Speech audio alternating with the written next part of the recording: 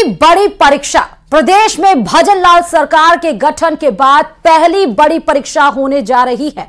परीक्षा का सफल आयोजन भजनलाल सरकार के लिए एक बड़ी चुनौती है। क्या राज्य सरकार पहली चुनौती में सफल हो पाएगी? देखिए इस पर हमारी खास रिपोर्ट।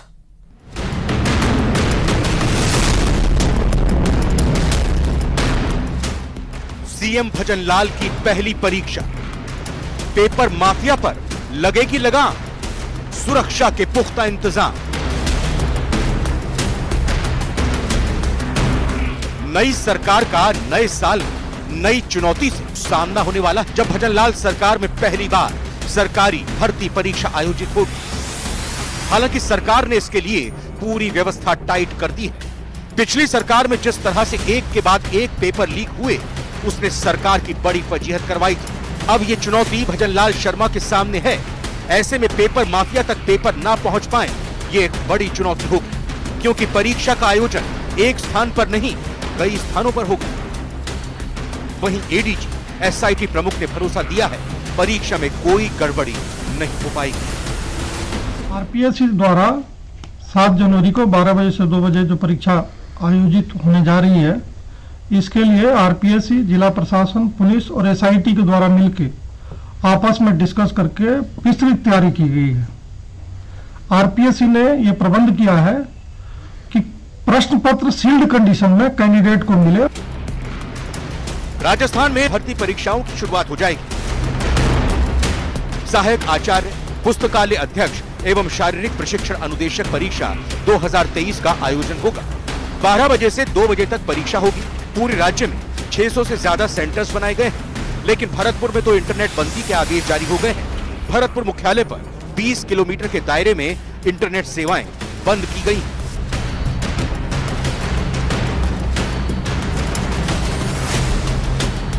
बिना गड़बड़ी के पेपर कराना भजनलाल सरकार के लिए इसलिए भी बड़ी चुनौती है, क्योंकि इसी मुद्दे पर चुनाव में बीजेपी ने कांग्रेस सरकार को जमकर घेरा था। लेकिन पेपर लीक माफिया और नकलचियों पर लगाम कसने के लिए सरकार ने कई कड़े इंतजाम किए हैं। पेपर लीक की घटना भविष्य में ना हो, इसके लिए एसआईटी पिछले पेपर लीक की जांच भी कर रही है। वहीं विभिन्न एजेंसियां अलर्ट पर हैं। हर जगह आपको सुरक्षा का सख्त पहरा भी दिखाई देगा।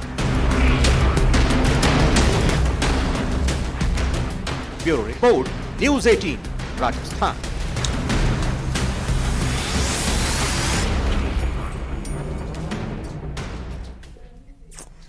और प्रदेश में कड़ाके की ठंड से ठिठुरे लोग। 7 जिलों में येलो अलर्ट जारी किया गया। इस वक्त की बड़ी खबर आपको बता रहे हैं, जहां पर लगातार तापमान में गिरावट दर्ज की जा रही है और लगातार पारा गिरता हुआ नजर आ रहा है, जिसमें 7 जिलों में जो येलो अलर्ट जारी किया गया, उसमें अलवर है, भरतपुर है, दौसा में घना कोहरा छाने की संभावना बताई गई है।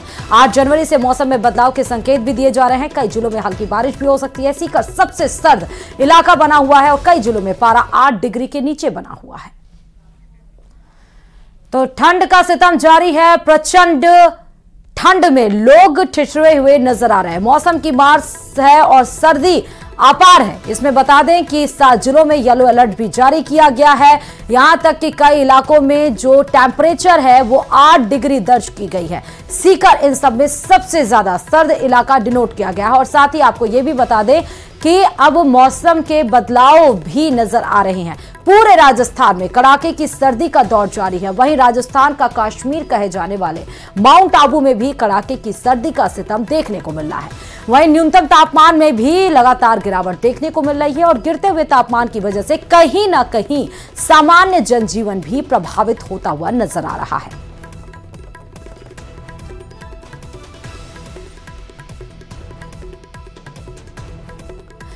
तो माउंट आबू, जो कि राजस्थान का कश्मीर कहा जाता है, वहां पे भी टेम्परेचर माइनस में चल रहा है।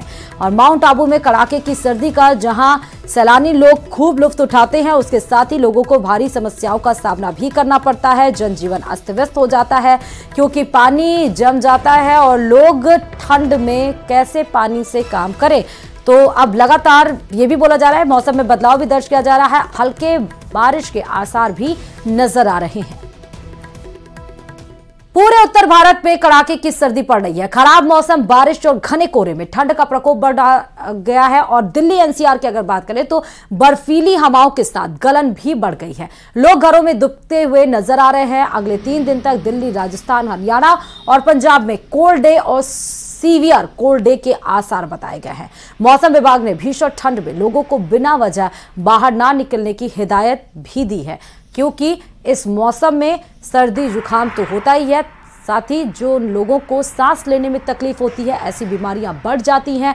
हार्ट अटैक के जो मरीज हैं उनको निकलने के लिए बाहर मना किया जाता है। ठंड में ज़्यादा बचने की ज़रूरत है, क्योंकि ये सारी जो बीमारियां हैं वो ठंड में ज़्यादा इफेक्टिव, मतलब कि तेज हो जाती हैं। इन सारी बीमारियों की आसार अगर देखें तो दिल्ली एनसीआर समेत पूरे उत्तर भारत में ठंड का सितम जारी है। जो लोग हैं वो कोहरे से, ठंड से, प्रदूषण से, ये जो तीनों चीजों का मिक्सचर है, इसके सितम से परेशान है। इस वक्त मैं महामाया फ्लाईओवर पर मौजूद हूँ और मैं आपको दिखाना चाहूंगी, हालांकि जो कोहरा है वो थोड़ा कम हुआ है और विजिबिलिटी भी जो है वो ठीक हुई है, लेकिन ठंड का जो सितम है वो लगातार जारी है। और मौसम विभाग के अनुसार अभी आने वाले जो 2 दिन हैं वो दिल्ली एनसीआर के लिए और ज्यादा खराब हो सकते हैं, क्योंकि पहले ही यहाँ पर येलो अलर्ट जारी है और ऐसे में संभावना है कि हल्की बूंदाबांदी भी हो सकती है, जिससे जो न्यूनतम तापमान है उसमें गिरावट आएगी और जो ठंड है वो और बढ़ेगी। अगर आज के न्यूनतम तापमान की बात करें तो 9 डिग्री जो है वो अभी है, लेकिन ये 8 डिग्री तक गिरने की संभावना है। वहीं अगर अधिकतम तापमान की बात करें तो 14 से 15 डिग्री तक रहेगा और अभी 2-3 दिन तक अगर बारिश होती है तो उसके बाद जो है वो लोगों के लिए और ज्यादा दिक्कतें हो जाएंगी। तो कहीं ना कहीं आज वीकेंड का दिन है, लोग अपने घरों से नहीं निकल रहे हैं, लोगों ने मॉर्निंग वॉक पर जाना बंद कर दिया है, क्योंकि ठंड के साथ साथ जो लोगों को है बहुत सारे इन्फेक्शंस भी हो रहे हैं और सबसे ज्यादा ब्रेन स्ट्रोक का जो खतरा है वो बढ़ गया है। लगातार उसके मरीज आ रहे हैं। ऐसे में डॉक्टर्स भी जो है वो लगातार कह रहे हैं कि लोग जो है अगर ज्यादा जरूरी काम ना हो तो घरों से ना निकले। ऐसे में लोग भी जो है वो एहतियात कर रहे हैं। तो अभी कुछ दिन तक लोगों के लिए ये जो तीनों चीजों का मिक्सचर है ये इसी तरीके से जारी रहेगा और ठंड जो है वो अभी लोगों को इसी तरीके से परेशान करेगी। कैमरामैन सोनू के साथ फराह खान, न्यूज़ 18 नोएडा। बात अगर श्री गंगानगर की कर ली जाए तो श्री गंगानगर में भी हाड़ कपकपा देने वाली सर्दी का प्रकोप जारी है, जहां एक और मौसम विभाग की ओर से जिले में कोहरे के साथ कोल्ड डे का अलर्ट जारी किया गया है, तो वहीं जिले में देर रात का तापमान गिरकर 6.5 डिग्री तक पहुंच गया है। लोग ठंड से बचने के लिए अलाव और हीटर की शरण में दिखाई दे रहे हैं। साथ ही कोहरे के चलते ट्रेनों के परिचालन पर भी कोहरे का असर देखा जा रहा है। इस दौरान जिले में पड़ रही ठंड का जायजा लिया हमारे संवाददाता ने। तो सर्दी का सितम सिर्फ लोगों पर ही नहीं, ट्रेनों पर भी पड़ रहा है। घंटों लेट ट्रेन चल रही हैं, ट्रेनें पहुंच रही हैं, यात्रियों को परेशानियों का सामना करना पड़ रहा है। भारत पाक अंतर्राष्ट्रीय सीमा पर स्थित राजस्थान के सरहदी जिले श्री गंगानगर के लिए मौसम विभाग के द्वारा घने कोहरे के साथ साथ कोल्ड डे का येलो अलर्ट जारी किया गया है। हालांकि श्री गंगानगर जिला मुख्यालय पर कोहरा नहीं दिखाई दे रहा है और यदि दिख भी रहा है तो बहुत मामूली और हल्का कोहरा है, लेकिन जिला मुख्यालय से बाहर ग्रामीण क्षेत्रों की ओर हम बढ़ेंगे तो ये कोहरा काफी घना होता हुआ भी दिखाई देता है। हालांकि मौसम विभाग ने आज से श्री गंगानगर सहित प्रदेश भर में एक और नए पश्चिमी विक्षोभ के सक्रिय होने की संभावना जताई है और यदि ये पश्चिमी विक्षोभ सक्रिय होता है तो न केवल श्री गंगानगर बल्कि पूरे प्रदेश भर में हल्की से मध्यम दर्जे की बारिश हो सकती है और ये बारिश मावट जो होगी ये खेतों में खड़ी रबी की फसलों के लिए काफी फायदेमंद होगी। हालांकि इस बारिश के बाद में मौसम के मिजाज और ज्यादा बिगड़ेंगे और ठंड के तेवर भी तीखे हो सकते हैं।